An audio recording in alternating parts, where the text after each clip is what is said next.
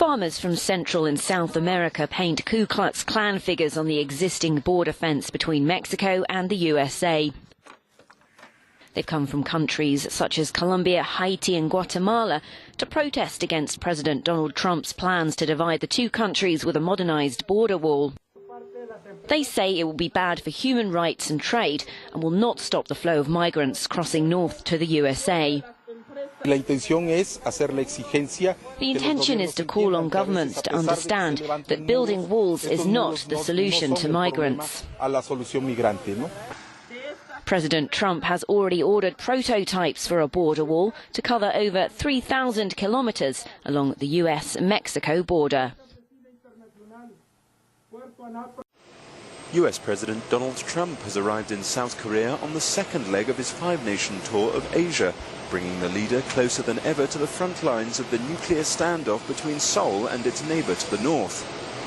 Amid heightened tensions with Pyongyang over the secretive communist regime's aggressive weapons program, the White House says that Trump's trip is intended to demonstrate US resolve over his hardline approach to North Korea.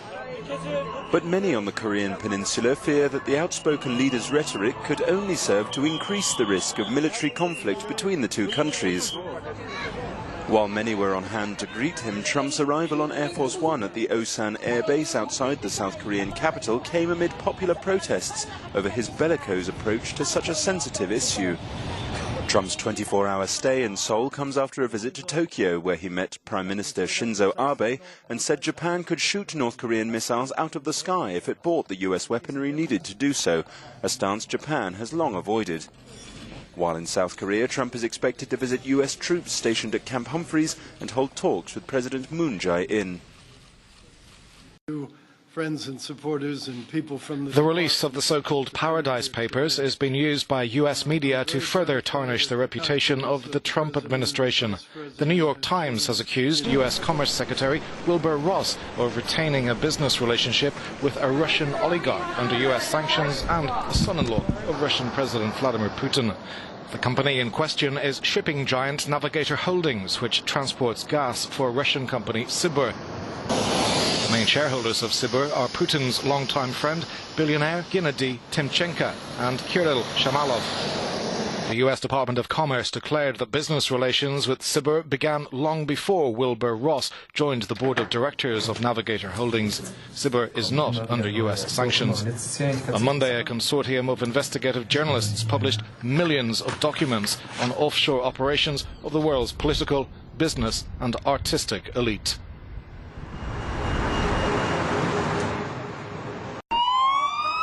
Two children are dead and three others seriously hurt after a vehicle crashed into a classroom in Sydney in Australia. Two 8-year-old boys died at the scene of the crash and 3 girls were taken to hospital with serious injuries.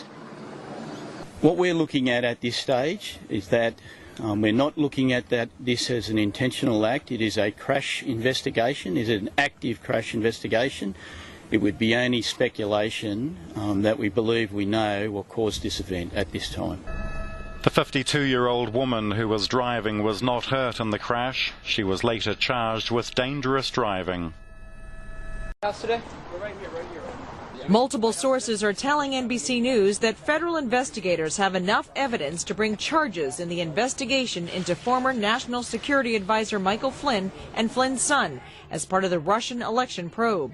Special counsel Robert Mueller is reportedly applying pressure on General Flynn after the indictment of Trump campaign chair Paul Manafort. In this scenario, I could imagine Michael Flynn saying, I don't care what happens to me, but I do care very much what happens to my son, so I would like you to apply credit for my cooperation to my son and keep him out of prison. The National Security Advisor was fired after just 24 days, one of the first to come under scrutiny in the investigation of possible collusion between Russia and the Trump campaign. This is serious business. These people are undermining our democracy, and it appears to me that what Bob Mueller is investigating is whether the President of the United States engaged with a foreign power in order to get where he got. As the president continues his 11-day Asian tour, his defenders say there's a reason Flynn was fired. This gets back to what President Trump has promised all the way during the campaign about pushing back and keeping everything away with special interests and lobbyists that has any appearance of a conflict of interest. It's also being revealed that current Commerce Secretary Wilbur Ross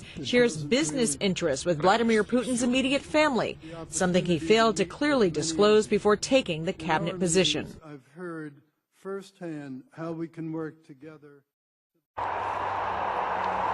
Red and white flags of Belarus are carried through the streets of Minsk, a sombre parade to honour the thousands executed by the Soviet secret police in the late 1930s.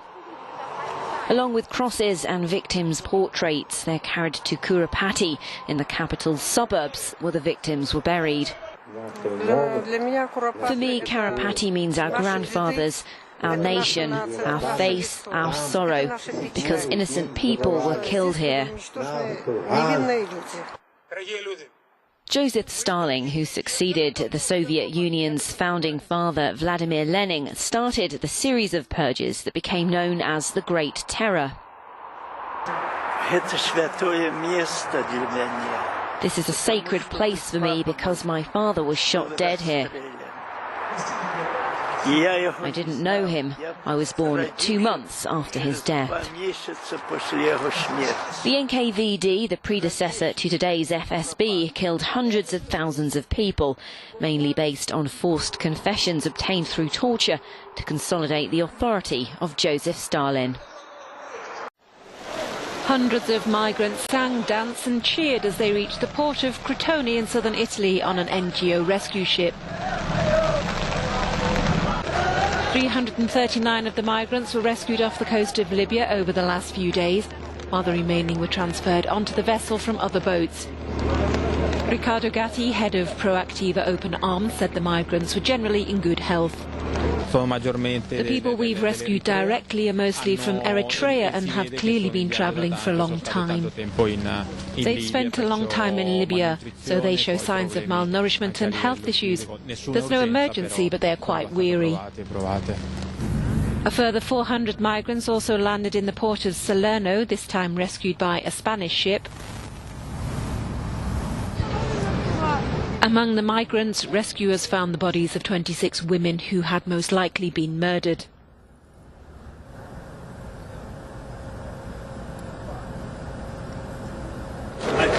Meanwhile, migrants from a detention centre in Libya took part in a football tournament aimed at introducing a sense of normality to their lives. Most of the migrants arrived in Tripoli after their boats had been intercepted by Libya's Coast Guard while trying to reach Europe. Dressed in matching jerseys and brand new rubber sole shoes, migrants from Ghana and Ivory Coast took to the pitch in high spirits, waving at their eager spectators.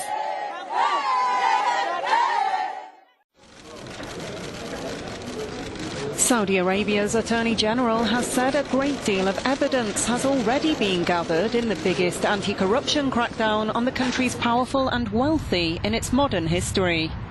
32-year-old Crown Prince Mohammed bin Salman has led a purge, resulting in the detention of dozens of politicians, businessmen and a number of senior princes, including billionaire Prince Al-Walid bin Talal. One official told Reuters it was just phase 1 of the clampdown.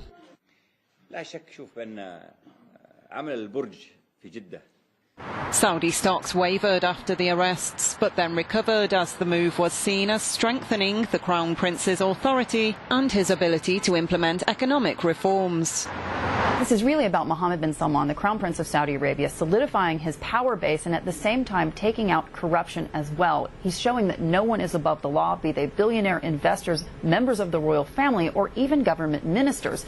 This is something, of course, that fits in with his economic agenda here in Saudi Arabia. He's been moving at record speed, taking on the religious establishment, taking on conservatives who say that women shouldn't be allowed to drive. He's also, of course, been really allowing young people, half of the population here, of course, under the age of 25, a real hope for the future. And the bigger question, of course, is whether or not these actions over the last 24 hours are going to scare away foreign investment that the Crown Prince knows he needs to change this country's economy. Venice's miles of canals are what attracts tourists to the city of water in their hordes.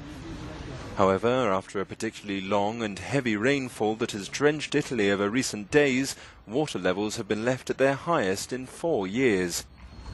The inclement weather caused Venice's acqua alta, or high water, to reach a depth of 127 centimetres, while some parts of Italy woke up to the first snow of the season on Monday. Acqua alta is a natural phenomenon that occurs when especially high tides, caused by the moon's gravitational pull, coincide with warm winds from the Mediterranean that forces water from the Adriatic into the Venetian lagoon. Televidente, vamos a un break. Para nós tabek e deporte com nosso colega Carl Reuter.